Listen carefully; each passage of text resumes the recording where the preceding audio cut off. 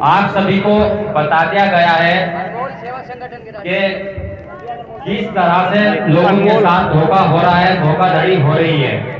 ये मुजफ्फरनगर से है क्या? एक मुहिम शुरू की है जिसमें गरीब दिव्यांग को योजनाओं के बारे में पता भी नहीं चलता है, कब योजना आई कब चली गई। इससे पहले मैंने आपको बताया था कि योजना का लाभ किस तरह से आप लोग ले सकते हैं। और अभी कुछ देर पहले नौशाद सिद्दीकी राष्ट्रीय अध्यक्ष किसान यूनियन अनंत ने बताया है और हमारे दिल्ली के राष्ट्रीय अध्यक्ष दिव्यांग सेना प्रदेश अध्यक्ष दिव्यांग सेना के जो उन्होंने बताया है ये बात बिल्कुल सच्ची है कि दिव्यांग सरकार में सम्मिलित होना चाहिए, पर वो सम्मिलित कब होगा जब आप लोग हमारा साथ देंगे। दिव्यांगों की कभी जनगणना भी नहीं होती है, हर किसी की जनगणना होती है। आपने देखा कि कभी दिव्यांग की जनगणना होते हुए? और हमारे जिला बिजनौर के अंदर दिव्यांगों की जो जनसंख्या है वो 20,000 है। वो मैं पेंशन के हिसाब से बता रहा हूँ जो पेंशन ले रहे हैं। अभी जाने कितने व्यक्ति ऐसे हैं जिनको पेंशन का लाभ नहीं मिल रहा है। अगर उनको जोड़ा जाए तो दिव्यांग की संख्या कम से कम 40-50 हजार जिला बिजनौर के अंदर हो जाएगी और पूरे भारत के अंदर जोड़े जाए तो करोड़ों में जाकर बैठेगी। पर दिव्यांग की जनसंख्या की कभी जनगणना ही नहीं कराती सरकार। दिव्यांग अपना हक मांगेगा। अब हमने ये मुहिम शुरू कर दी है कि दिव्यांग अपना हक ले। से हर विभाग का एक मंत्रालय होता है, शिक्षा विभाग मंत्रालय अलग है, कृषि मंत्रालय अलग है। इसी तरह से दिव्यांग चाहता है कि दिव्यांग मंत्रालय अलग बने, क्योंकि दिव्यांग का दर्द दिव्यांग ही जानता है और दिव्यांगों को ही भावना से देखा जाता है जब किसी योजना के लिए वो फॉर्म लेकर जाता है या किसी दफ्तर में जाता है। तो जब दिव्यांग का मंत्रालय होगा तो दिव्यांग की कहीं ना कहीं सुनवाई होगी और दिव्यांग की कोई भी योजना हो तो हर विभाग में जब दिव्यांग मंत्रालय बन जाए तो दिव्यांग मंत्रालय के जरिए ही जो भी योजना आए वो दिव्यांग की जांच दिव्यांग ही करे, क्योंकि हमारे दिव्यांग भाई भी कम पढ़े लिखे नहीं है। पर सरकार की नजरों में दिव्यांग कुछ नहीं है, क्योंकि दिव्यांग अपनी आवाज नहीं उठा रहे हैं। हमने जो मुहिम शुरू की है दिव्यांग की आवाज उठाने के लिए मुहिम शुरू की है। दिव्यांगों को सरकार चाहे तो रोजगार भी दे सकती है। ग्राम पंचायत में पंचायत सहायक रखे गए हैं। अगर सरकार चाहती तो दिव्यांग को ऐसा कानून भी बना सकती थी कि दिव्यांग को पंचायत सहायक बनाया जाता, क्योंकि हर ग्राम पंचायत के अंदर दिव्यांग पढ़े लिखे हैं। आभार व्यक्त करते हैं। और अब मैं बात करना चाहूंगा कि आखिर हम लोग यहाँ पर इकट्ठा क्यों हुए। टाइम कम है और सभी को बोलना है, अपनी बातें ज्यादा रखनी है। अब यहाँ पर इकट्ठा होने का मकसद क्या है कि हम लोग यहाँ पर क्यों आए, क्या वजह रही और क्यों सब लोग एक मंच पर आके बैठे। तो उसकी एक वजह यह है कि हमारे कपिल भाई, राजन भाई, आसिफ भाई और फौजी भाई और चंद्रकांत जी, इन लोगों ने हम लोगों से एक छोटी सी मीटिंग की थी पिछले हफ्ते और इस मीटिंग में इन लोगों ने ये शिकायत रखी कि यहाँ पर जो दिव्यांग, वृद्ध और विधवाएं हैं उन लोगों की समस्याएं हैं और समस्याएं ही नहीं, आवास की समस्याएं, बहुत सी समस्याएं। लेकिन उनका जो असल बात उन्होंने रखी ये रखी कि इन लोगों की समस्याओं के साथ साथ कुछ लोग ऐसे हैं जो इनकी मजबूरी, गरीबी का फायदा उठाते हैं। इन लोगों से आवास और पेंशन और वृद्ध पेंशन, विधवा पेंशन, इन सबके नाम पर ठगी करते और इन लोगों से पैसे ले जाते, लेकिन काम बिल्कुल नहीं कराते। फिर जब हम लोगों की इनसे छोटी सी मीटिंग हुई तो हमने अपने जिले की मान्य गण हैं उन लोगों से अनुरोध किया, जैसे माननीय राष्ट्रीय राष्ट्रीय अध्यक्ष जी भारतीय किसान यूनियन अनंत नौशाद सिद्दीकी जी, मैं उनका एक बार फिर से स्वागत करता हूं मंच पे और आप लोगों से भी चाहता हूं कि आप उनका स्वागत करें। दूसरे हमारे माननीय राष्ट्रीय अध्यक्ष और दिव्यांग सेवा संगठन रियासत जी और मेरे हकीम जी दिव्यांग सेना के राष्ट्रीय अध्यक्ष जी, इसी तरह से फुरकान जी जो नेशनल अमन पार्टी से दिव्यांग मोर्चा के राष्ट्रीय अध्यक्ष है। हमने इन लोगों से अनुरोध किया कि हम लोग एक छोटी सी या जैसी भी इन लोगों ने अरेंज की उस मीटिंग का आयोजन करने जा रहे हैं ग्राम पाटला में। तो इन लोगों ने हमारा इस जो कदम उठाया चल बल के साथ दिया और हमसे वादा किया कि जहां पर आप बुलाएंगे हम वहां पर आएंगे। तो मीटिंग का मकसद कुल मिला के ये रहा कि कुछ लोग यहाँ पर आते हैं, गरीबों को ठगते हैं, उनको झूठे आश्वासन देते, कंबल के नाम पर, बैसाखी के नाम पर। और मैं कहता हूं इस मंच से कि ये वो लोग हैं जो 10 चीज बांटते और न्यूज़पेपर में एहसान निकलवाते हैं।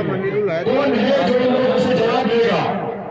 इसी के लिए हमने ये मंच शुरू किया है कि अगर आप 10 लोगों की मदद कर रहे हैं तो न्यूज़पेपर में भी 10 ही हो, ना कि 1000 हो। उस 1000 से वो लोग गवर्नमेंट से पैसा लेते, आप लोगों से पैसा लेते और उस पैसे से अपना मकान खड़ा करते। बहुत बढ़िया। हम इस मंच से वादा करते हैं कि आने वाले टाइम में जिला बिजनौर को क्या पूरे हिंदुस्तान से ऐसे लोगों का सफाया करेंगे और मुझे उम्मीद है कि इस सफाई में आप लोग हमारा साथ देंगे। मुझे उम्मीद है, उम्मीद नहीं मुझे भरोसा आप लोगों पर कि जो ठग है, दलाल है, जो गरीबों को मजलूमों को ठगते, उनको सफाया करने के लिए आप लोग हमारा साथ देंगे। क्या आप लोग हमारा साथ देंगे? अब मैं अनुरोध करूंगा माननीय इस संचालन को आगे बढ़ाते हुए जो दिल्ली से विनोद भाई और आसाराम जी बाहर है वो जल्दी से जल्दी मंच पर आ जाएं। विनोद कुमार जी संचालन को आगे बढ़ाते हुए माननीय राष्ट्रीय अध्यक्ष भारतीय किसान यूनियन अनंत नौशाद सिद्दीकी जी से अनुरोध करूंगा कि वो हमारे मंच को अपनी बातों से सरफराज करें। माननीय राष्ट्रीय अध्यक्ष नौशाद सिद्दीकी जी। शुक्रिया बड़े भाई आजाद साहब। आज के इस कार्यक्रम के अध्यक्ष महोदय और बखूबी संचालन कर रहे आजाद साहब, मैं मुबारकबाद देता हूं दिव्यांग सहारा के पदाधिकारियों को जिन्होंने ये मंच स्थापित किया और अनेकों संगठनों को आमंत्रित किया। हम समझ सकते हैं दिव्यांग लोगों को पहले से ही काफी दिक्कतों का सामना करना पड़ रहा है। अगर कोई व्यक्ति, कोई संगठन, कोई अधिकारी कर्मचारी इस तरह के भ्रष्टाचार में लिप्त है जो दिव्यांगों का सहारा लेकर अपनी जेबों को भरने का काम करता है, तो हम लोग भारतीय किसान यूनियन अनंत के बैनर तले आप सभी लोगों का स्वागत करते हैं कि हम अपनी ओर से लड़ाई लड़ने का काम करेंगे। भाइयों, सिस्टम हम लोगों को बनाना पड़ेगा। एक मोर्चा आप बनाइए, मेरे सुझाव है दिव्यांग मोर्चा, और उस दिव्यांग मोर्चा में आप जो है सभी राष्ट्रीय अध्यक्ष जितने भी दिव्यांग संगठन को संचालित करते हैं, जो अच्छा कार्य कर रहे हैं, उनको दिव्यांग मोर्चा का सदस्य बनाइए। और जहां भी कोई कार्यक्रम हो उसमें एक संयुक्त मोर्चा, संयुक्त दिव्यांग मोर्चा का ही बैनर लगे और उसमें आप सभी लोगों का सहयोग रहना चाहिए। जलीलपुर साहब के गांव और तभी हम दिव्यांग साथियों की आवाज को बुलंद कर सकते हैं। दूसरी बात, हम लोगों को सोचना पड़ेगा इन चीजों के लिए। मासिक बैठक आयोजन करें, अलग अलग जगहों पर मासिक बैठक का आयोजन किया करें। उसमें जो भी आप दिव्यांग मोर्चा के राष्ट्रीय मंचों को आमंत्रित करेंगे, हर माह अलग अलग राष्ट्रीय अध्यक्षों को उसकी जिम्मेदारी दें। अगर आज राष्ट्रीय दिव्यांग सहारा के बैनर तले हो रहा है तो कल दूसरे संगठन के बैनर तले होना चाहिए 1 महीने के बाद, उसके बाद अगले महीने दूसरे संगठन के बैनर तले होना चाहिए, जिससे कि सभी लोग सम्मिलित हो जाएं, सभी की एकजुटता हो। और मैं आपसे ये आश्वासन दिलाना चाहता हूं कि आपको किसी भी जगह पर अगर भ्रष्टाचार नजर आता है, कोई अधिकारी कर्मचारी दिव्यांग साथियों का उत्पीड़न करता है, तो आप हमें बताएं। जहां भी ऐसे अधिकारियों को भेजने का काम जब हम लोग करेंगे तो हमारे भारतीय किसान यूनियन आनंद के सभी साथी आपके बीच में मौजूद रहेंगे। दूसरा, मैं आपसे ये भी निवेदन करना चाहता हूं कि आपको सरकार से एक मांग ये करनी चाहिए कि दिव्यांग आयोग स्थापित हो।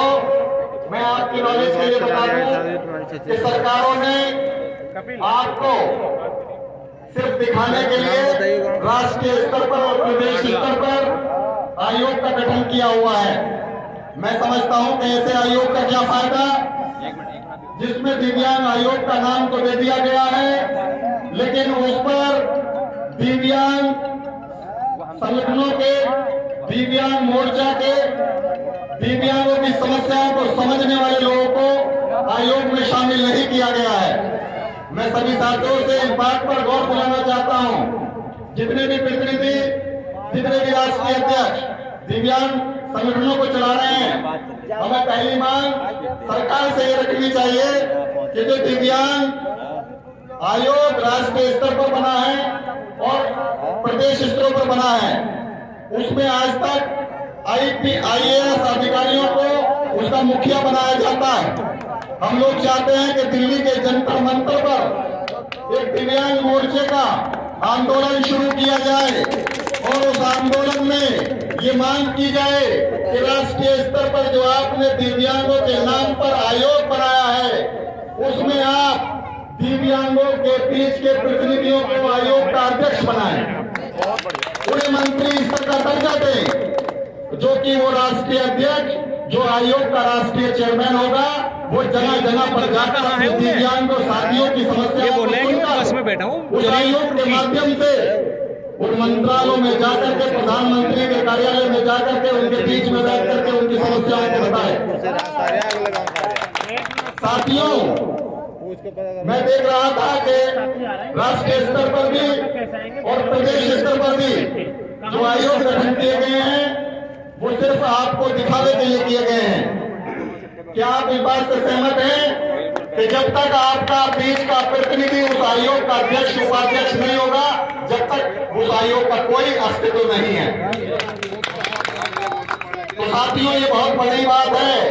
अगर आपका व्यक्ति, आपके बीच का प्रतिनिधि राष्ट्रीय स्तर पर आपका प्रतिनिधित्व करेगा, प्रधानमंत्री की होने वाली मीटिंग में राष्ट्रीय आयोग का चेयरमैन आपकी समस्याओं को रखेगा, आपका प्रतिनिधि सरकार का प्रतिनिधि बनेगा, तभी आपकी समस्याओं का समाधान हो सकता है।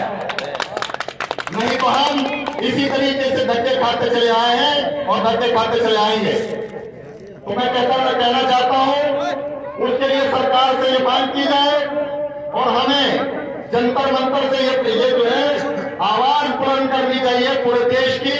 जंतर मंतर पर ये कार्यक्रम रखें और मैं अपने साथियों का आह्वान करना चाहता हूं कि हमारे साथी आपस में राष्ट्रीय और प्रदेश के पदाधिकारियों का एक सम्मेलन बुलाए, जो है कार्यकारिणी की बैठक बुलाए, उसमें ये तय करें, उसमें हमें भी शामिल करें, वहां पर एक प्रस्ताव पारित हो कि हमें जंतर मंतर से किस तरीके से इस आंदोलन को चलाना है, शुरू करना है।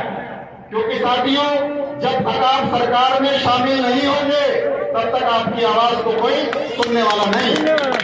और आवाज को अगर सुनाना है तो हमें प्रधानमंत्री जी से यह आह्वान करना पड़ेगा कि जो आपने हमारे नाम पर आयोग का गठन किया है उसमें आईएएस अधिकारी को सिर्फ सचिव बनाया जाए, लेकिन उसका अध्यक्ष हमारे दिव्यांगों का प्रतिनिधित्व होना चाहिए। और मैं ये भी कहना चाहता हूं आपके मंच के माध्यम से कि हमें ये आवाज भी उठानी चाहिए कि दिव्यांग जितने भी हमारे साथी हैं उनका रिकॉर्ड सभी जिलों पर होता है, उनकी एक लिस्ट अलग से तैयार हो, सरकार उनकी जो है पंजीकरण के बेस पर एक लिस्ट तैयार करे और वो लिस्ट के माध्यम से जिला स्तर पर चुनाव हो और जिले का जो प्रतिनिधि चुना जाए आयोग का सदस्य हो और उसके बाद वो अपने आयोग का अध्यक्ष चुने। अगर प्रदेश में जितने भी जिले हैं उन जिलों पर हर जिले का एक प्रतिनिधि जाए, उसको आयोग का सदस्य बनाया जाए और वो सदस्य अपना एक आयोग का अध्यक्ष चुने और उसके बाद वो स्टेट की गवर्नमेंट के बीच में जाकर उसकी पूरी सुनवाई हो। जिस तरीके से आपने तमाम आयोग बना रखे, पिछड़ा आयोग, तमाम नामों से आयोग बना रखे हैं, उन्हें जो है कैबिनेट का दर्जा दे रखा, राज्य मंत्री का दर्जा दे रखा है। इसी तरीके से दिव्यांग के बीच से चुने जाने वाला जिले का सदस्य राज्य मंत्री स्तर का दर्जा प्राप्त करे और उनसे चुना हुआ प्रदेश का जो आयोग का अध्यक्ष होगा वो कैबिनेट का दर्जा प्राप्त करे और उनकी समस्याओं को जो जिला स्तर पर उठाएगा वो आयोग में रखे और आयोग की मीटिंग मुख्यमंत्री के मीटिंग के साथ होती है। तो मैं आपसे कहना चाहता हूं कि इन छोटी छोटी चीजों का, छोटे छोटे मामला का सारा हल हो जाएगा अगर आप सरकार में शामिल हो जाएंगे। तो आप राज्य सरकारों से और केंद्र की सरकारों से ये मांग करें कि हमें आयोग का गठन करा, जो आपने किया है उसमें हमारे लोग बैठाए जाए, उसका चेयरमैन हमारे बीच का हो, आईएएस अधिकारी सिर्फ उसको सचिव कहलाए, ना कि उसका अध्यक्ष। तो साथियों ये बहुत बड़ी चीज है और इसके लिए अगर आपने आंदोलन किया और ये बात आपकी मानी गई, ये आपका बिल पास हुआ, तो वो दिन दूर नहीं जो दिव्यांगों को कोई समस्या का सामना नहीं करना पड़ेगा। दूसरा मेरा सुझाव ये है कि जो भी आवास योजना, तो जो भी दिव्यांग साथियों के लिए जो भी योजनाएं सरकारों से चलाई जा रही हैं, उन सारी सरकारी योजनाओं का क्रियान्वयन अगर सही से नहीं हो रहा है तो हम लोग आपके साथ जिला मुख्यालय पे धरना प्रदर्शन देने के लिए तैयार हैं। आप जब हमें आवाज देंगे, ये भारतीय किसान यूनियन है ना, आपको एक एक साथी के साथ कंधे से कंधा मिलाकर चलने का काम करेगा। जय हिंद, जय भारत, जय दिव्यांग, जिंदाबाद। आप लोग, हम सब लोग एक साथ एकजुटता के साथ रहेंगे। जय हिंद, जय भारत। मैं अपने बड़े भाई माननीय राष्ट्रीय अध्यक्ष भारतीय किसान यूनियन अनंत नौशाद सिद्दीकी जी का आभार व्यक्त करता हूं और मैं इनके सुझाव को पुरजोर समर्थन देता हूं, क्योंकि इन्होंने जो सुझाव दिव्यांगों के हित के लिए दिए वो ये सुझाव है कि दिव्यांग अपनी समस्याओं को नेशनल लेवल पर, राष्ट्रीय लेवल पर, प्रदेश लेवल पर उठा सकता है और अपनी मजबूती बना सकता है। लेकिन मेरे भाइयों, मैं यहाँ एक बात और कहना चाहता हूँ आप लोगों से, कुछ लोगों को ये बात हजम नहीं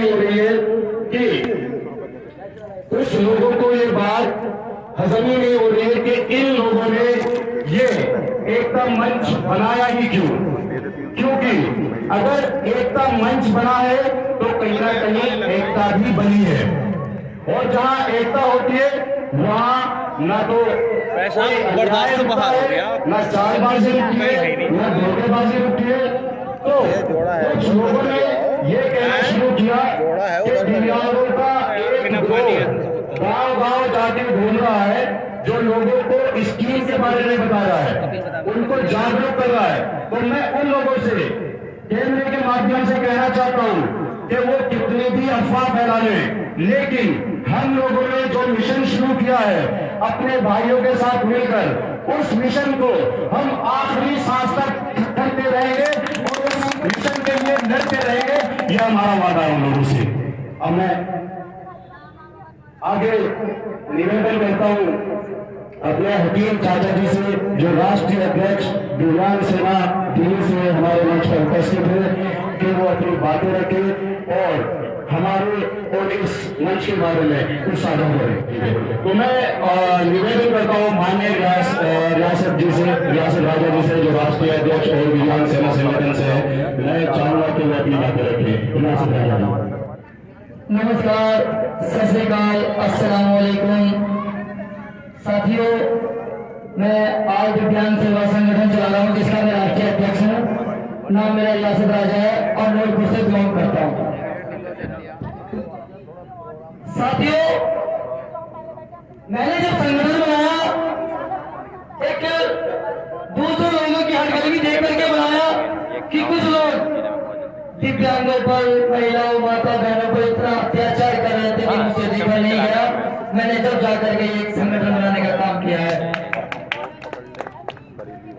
तो मेरा कहने का मकसद यह है, अगर जो मैंने संगठन बनाया, मैं आपका बेटा, आपका भाई, आपका सारा बना, तो जब मैंने गलत किया, जब बोलिए मैंने गलत किया, आपके कांधे से कांधा मिलाने का काम करना होगा, चलने का काम कर रहा हूं, आपका काम कराने का काम कर रहा हूं।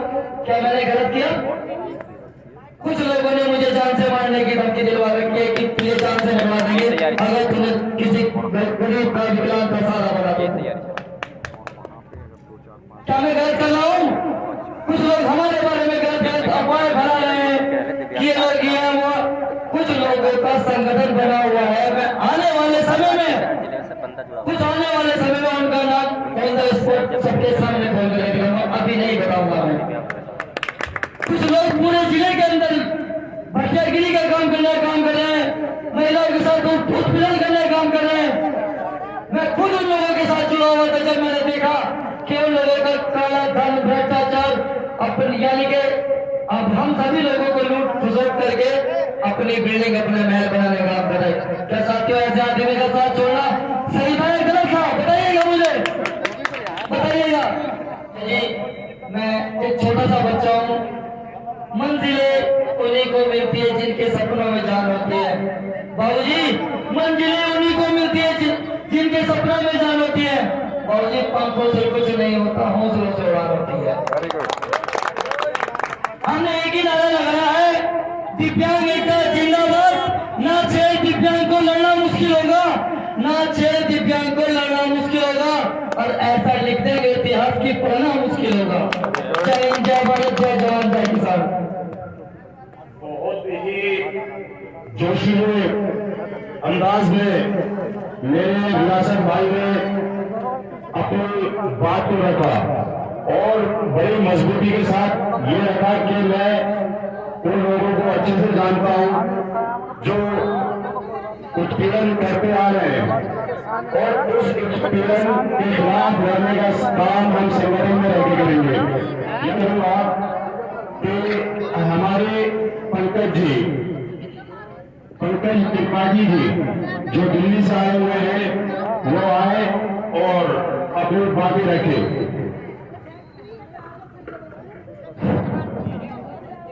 बहुत बहुत धन्यवाद संचालक महोदय का। और मैं अपनी बात प्रारंभ करूं उससे पूर्व मैं अकरम भाई का, जुबैर भाई का, साइमा बहन का और सलीम सलमानी जी का तहे दिल से शुक्रिया अदा करूंगा कि उन्होंने आज इस महत्वपूर्ण बैठक में हमें बुला करके दिल्ली से बुलाने का काम किया। मंच में विराजमान भारतीय किसान यूनियन के राष्ट्रीय अध्यक्ष, जिन्होंने बहुत ही अच्छी बातें अभी मेरे सामने कही और विकलांगों के बारे में इतना जानते, इतना सोचते हैं, बहुत बड़ी बात है। मैं उनके भी तहे दिल से शुक्रिया अदा करना चाहूंगा। और आज हम आप लोगों के बीच में माननीय राष्ट्रीय अध्यक्ष श्री राकेश पटेल जी के नेतृत्व में यहाँ आने का अवसर प्राप्त हुआ है। निश्चित ही अभी जो बातें हो रही थी कि हमारे दिव्यांगों के जो आयोग बने हुए हैं वो वास्तव में धरातल पर लागू नहीं है। धरातल में उनका कोई मतलब ही नहीं निकलता। जो नाम के लिए दिव्यांग आयोग बना रखा है, कमिश्नर भी बैठा रखा है, लेकिन उनके पास कोई अधिकार भी नहीं है। आप जानते हो, शायद बहुत सारे लोगों को, बहुत सारे साथियों को ये मालूम नहीं होगा कि जो हमारा दिव्यांग कमिश्नर बैठता है वो किसी भी विभाग को जो सुझाव दे सकता है, सलाह दे सकता है, आदेश नहीं दे सकता। तो जब ऐसे आयोग बनाया जाएगा, ऐसे अधिकारियों के जिनके पास ताकत ही नहीं होगी, शक्ति नहीं होगी किसी काम को करने या करवाने की, तो हम दिव्यांगों की, हम विकलांगों की, मैं दिव्यांग के साथ विकलांग इसलिए जोड़ देता हूँ क्योंकि मैं अपने आप को वास्तव विकलांग ही समझता हूँ। क्योंकि दिव्यांग की परिभाषा मेरी नजर में कुछ दूसरी है और दिव्यांग की परिभाषा मेरी नजर में कुछ दूसरी है। क्योंकि दिव्यांग वो होता है जिसके एक दिव्य अंग हो। लेकिन मेरे भाइयों जरा आप ये बताओ, जरा सोच करके दिखाओ, मेरे हाथ खराब है, इनको क्या आप दिव्य कह सकते हो? किसी का पैर खराब हो उसको क्या दिव्य अंग कह सकते हो? नहीं कह सकते। मैं विकलांग इसलिए हूँ क्योंकि मेरे अंग कुछ करने को जाते हैं, इसलिए मैं अपने आप को विकलांग समझता हूँ। दिव्यांग शब्द देने के बाद में लोगों को ये लगा, मेरे आम हमारे विकलांगों को, ये भाइयों को ये लगा कि हमारा बहुत बड़ा उपकार हो गया, हमारा बहुत बड़ा उपकार हो गया।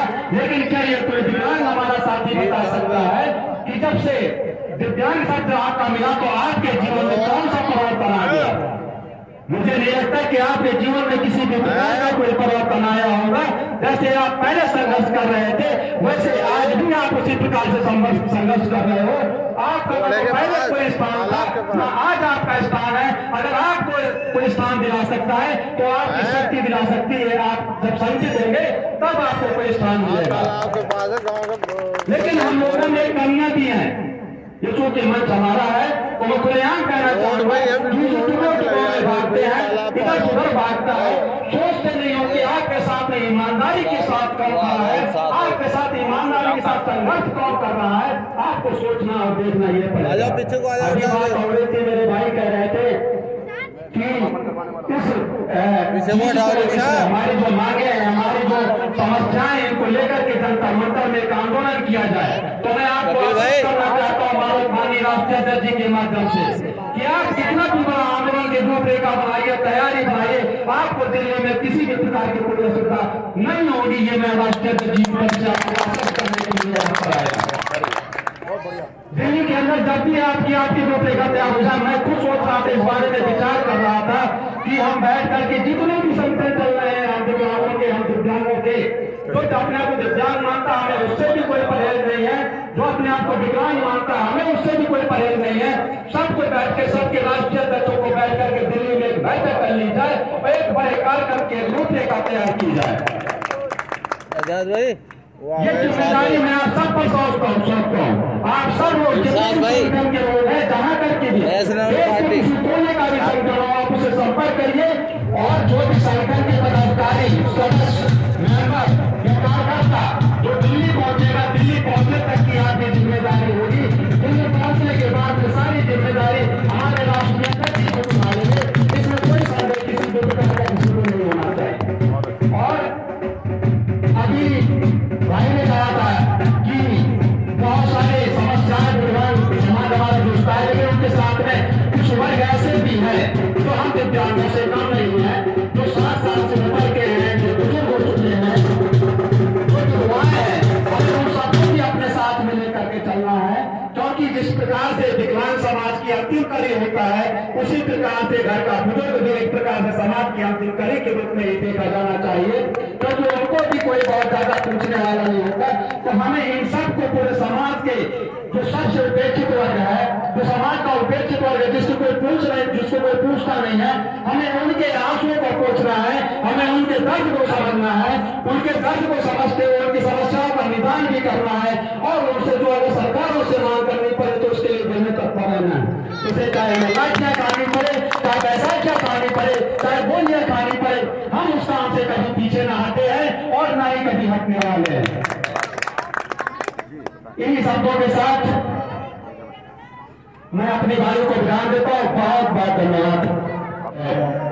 अपने बड़े भाई पंकज जी की वाणी को बड़ी गहराई से सुन रहा था और इनकी बातों में मुझे जो हिम्मत, जो जज्बा, जो जोश नजर आया।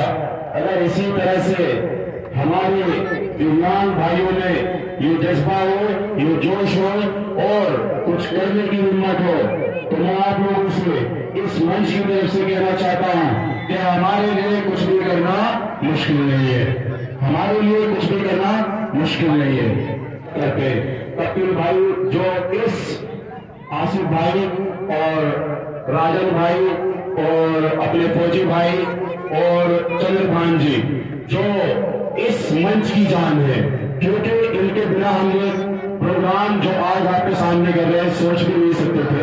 इन लोगों ने अपनी, जो अभी मेरे बड़े भाई ने कहा है कि विकलांगता को एक तरफ रखते हुए, बल्कि विकलांगता को सोचा ही नहीं, इन लोगों ने बारिश के मौसम में घर घर जाके लोगों से अनुरोध किया, लोगों को बताया कि हम आपके गांव में एक ऐसा प्रोग्राम रखने जा रहे हैं जहां पर एक ही संगठन नहीं होगा, बल्कि ये संगठन का मंच होगा। और इस बारे में हम इन लोगों का अगर ये समर्थन ना होता तो हम शायद इस बारे में सोच भी नहीं सकते थे कि पाडला गांव में, पाडला की सरजमी पर आज एक मंच पर एक अध्यक्ष नहीं है, मेरे हिसाब से हर एक आदमी यहाँ अध्यक्ष बैठा हुआ है। और ये अध्यक्षों को एक जगह इकट्ठा करना और बुलाने का काम अगर किसी ने किया है तो वो कपिल भाई, आसिफ भाई, चंद्रभान जी और फौजी जी का योगदान है। हम इनके योगदान को कभी नहीं भूलेंगे और वादा करते इस मंच से कि जब भी इन लोगों को हमारी जरूरत होगी और आप लोगों को हमारी जरूरत होगी तो मैं अकेला नहीं, इस मंच पर जितने लोग बैठे वो आपके लिए हर वक्त तैयार रहेंगे और आपके लिए, आपकी लड़ाई लड़ने के लिए, अपना खून बहाने के लिए तैयार रहेंगे। आगे मैं अनुरोध करता हूं अपने राष्ट्रीय अध्यक्ष जी से जो दिल्ली से उपस्थित है, मेरे बुजुर्ग और बड़े समझदार, एक्सपीरियंस्ड मेरे हकीम चाचा जी, मैं चाहूंगा कि वो अपनी वाणी से हम लोगों को अपनी वाणी से अभिभूत करें। यहाँ पर आए हुए सभी पदाधिकारी, कार्यकर्तागण या समस्त जनता, सबसे पहले मैं हाथ जोड़ के प्रणाम करता हूँ और सलाम वालेकुम। और हम लोग यहाँ पर जो एकत्रित हुए हैं, जो सारी बातें जो पंकज जी बोल चुके हैं, मुझे ज्यादा बोलने का पानी नहीं है, फिर भी मैं यहाँ इतना बोलना चाहता हूँ कि हम इतना महत्वपूर्ण होगा, जितना भी राष्ट्रीय दिव्यांग सेना के, राष्ट्रीय दिव्यांग सेना नहीं, जितनी दिव्यांग सेनाएं हैं या जो भी संगठन है, अगर दिल्ली में किसी भी प्रकार से दिल्ली तक पहुंचने की जिम्मेदारी आपकी है, किसी स्टेशन पे, कहीं बस अड्डे पर, कहीं पर भी, जहाँ पर ही है, आज केवल मुझे या मेरे पदाधिकारियों को फोन करने के लिए होता है और फोन करने के बाद आपकी सारी व्यवस्था मेरी जिम्मेदारी है। इसके बाद चाहे कितना भी बड़ा प्रोग्राम हो, मैं यहाँ के जितने राष्ट्रीय अध्यक्ष आए हुए हैं मैं उनका बार बार अभिनंदन करता हूँ। जो भी संगठन आएगा दिल्ली में, मेरा नंबर आप किसी तरह से ले लीजिए और मैं नंबर आपको सबको दे दूंगा, सबको हमारे अगर माइक है और कोई भी सरकार और वहाँ थोड़ा बोल देंगे साधन से लेके खाने पीने से ए टू जेड, चाहे साल भर चले प्रोग्राम, चाहे एक चले, उसकी जिम्मेदारी पूरी मेरी है। इन्हीं सभी के साथ मैं अपने प्रणाम देता हूँ। जय हिंद, जय भारत। अब मैं जितने भी मेरे साथी हैं मैं उनसे अनुरोध करूंगा कि वो अपनी चंद बातों में ज्यादा बातें रखें और प्रोग्राम का समापन करें, क्योंकि काफी लोग बहुत वक्त से यहाँ पर बैठे हुए हैं और जो इनको बात पहुंचनी थी मेरे सभी भाइयों ने कहीं ना कहीं वो बातें पहुंचा दी है। तो मैं अनुरोध करूंगा माननीय फुरकान जी से कि वो अपनी बातें रखें। माननीय फुरकान जी सर, बिल्कुल अपनी बात रखें। सरकार में साझा नहीं होगा, किसी विकलांग का या किसी दिव्यांग का उपकार नहीं हो सकता, उपकार नहीं हो सकता। तो इसीलिए मैं कहता हूँ आज जो ये मंच लगाया है सभी लोग हमारा साथ दें और इस कार्यक्रम को आगे बढ़ाने के लिए हमारा सहयोग करें और हम यहाँ से लेकर के बिजनौर से, नखलाऊ से और दिल्ली तक पहुँचे, क्योंकि हमारा जब सरकार में साझा होगा तो गरीब पिछड़ों की बात वही करेगा जो गरीब परिवार से आता है। बस मैं इसी बात से अपनी वाणी को विराम देता हूँ। जय हिंद, जय भीम, जय भारत। फुरकान भाई का बड़ा अच्छी बातें रखी उन्होंने।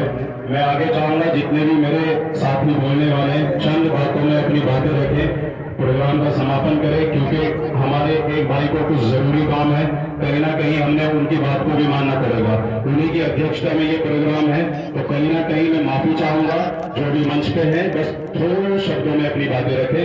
आगे मैं चाहूंगा कि अकरम भाई अपनी बातें रखें। अकरम भाई।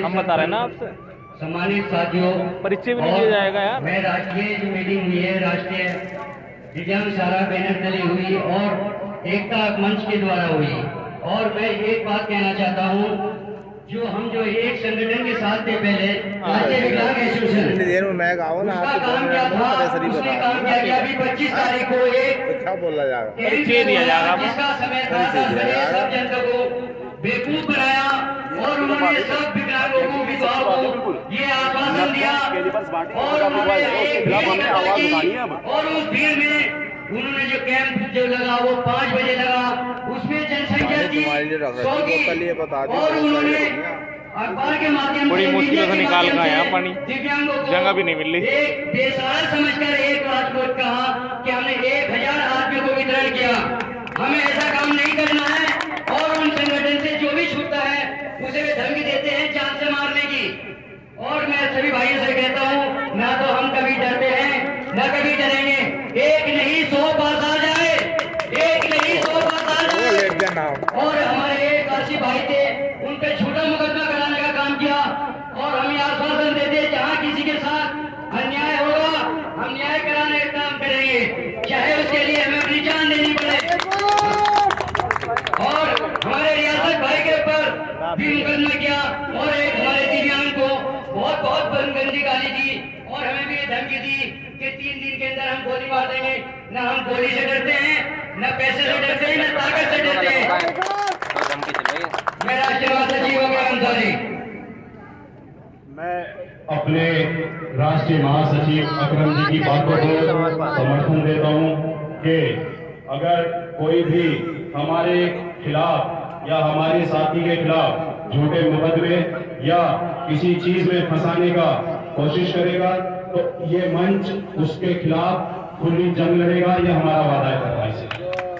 अब मैं आमंत्रित करना चाहता हूं माननीय मास्टर जबर सिंह जी, प्रदेश अध्यक्ष जी, कि वो हमें अपनी बातों से थोड़ा अवगत कराएं। सभी को मेरा नमस्कार। मैं दिव्यांग सहारा प्रदेश अध्यक्ष मास्टर जबर सिंह।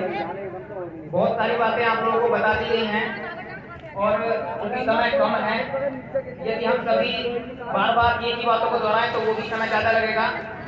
और अधिक ना कहते हुए बस मैं पहाड़ के वासियों से यही निवेदन करूंगा, यदि उन्हें किसी भी प्रकार की सहायता चाहिए तो वो तुरंत हमारे नंबरों पर कॉल करें। नंबर आपको प्रोवाइड करा दिए जाएंगे, आपको कार्ड दिए जाएंगे, उसी समय तुरंत आपकी समस्या का समाधान किया जाएगा। धन्यवाद, नमस्कार। बहुत कम शब्दों में बहुत बड़ी बात कहना कोई सीखे तो मास्टर जबर सिंह से सीखे। बहुत बड़ी बात कम शब्दों में कहना। अब मैं कहीं ना कहीं इस मीटिंग का और इस मंच का कहीं ना कहीं समापन की ओर हम लोग चल रहे हैं, क्योंकि मेरे बड़े भाई बार बार इस बात को कह रहे कि कहीं ना कहीं टाइम ज्यादा हो रहा है। तो मैं माननीय राष्ट्रीय अध्यक्ष जुबेर आलम जी से जो दिव्यांग सहारा से हैं, मैं अनुरोध करूंगा वो चंद बातों में अपनी बातें रखें और इस प्रोग्राम का समापन करें।